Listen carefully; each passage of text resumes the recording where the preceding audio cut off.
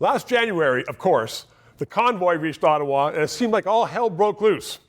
And there was a lot of stuff written about it, much of it incorrect. Well, to set the record straight, Andrew Lawton, who's a pretty hard-nosed journalist and calls a spade, has written a book. Here it is, The Freedom Convoy, and he joins me today.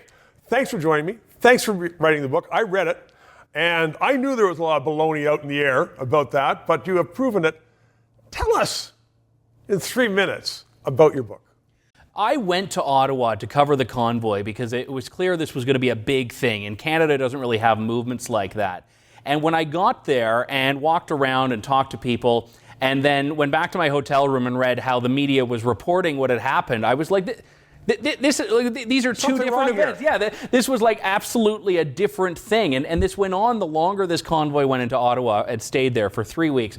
And I came out of it realizing that this was not a group of white supremacist insurrectionists. This was a group of people that had a very legitimate set of frustrations with the government. You mean they weren't there to take over the government? No, and if they were, to kidnap the government, to give the GG all the powers? Yeah, well, every rebellion begins with a single bouncy castle. That's the whole point of it. But these symbols that really became, I think, illustrating the absurdity of it, the bouncy castle, the hot tub, they really did capture the essence of it. And the best description I can give is that the people in Ottawa were trying to reclaim the world that was left behind in 2019.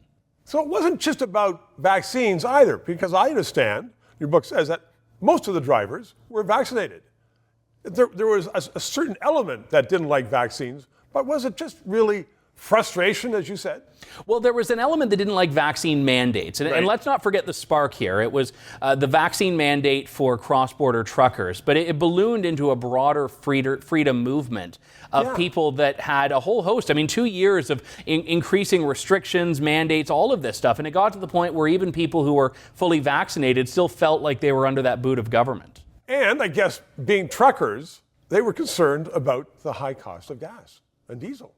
And they knew it was going to go up again. Yeah, and there were other things as well, like Indigenous people were coming with their frustrations and grievances with the government as well, and I spoke to them, and everyone really meshed together in a very strange way, and that part of the story really wasn't told in the mainstream media coverage. And I guess because there are so many issues meshing, that's why the government was just so scared.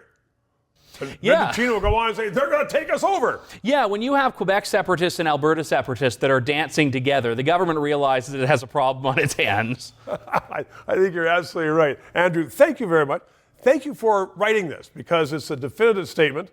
As I said, you're a hard-nosed journalist, and there's no baloney, unlike what we were getting in those months afterwards. So thank you very much. Thank you. 3 minutes.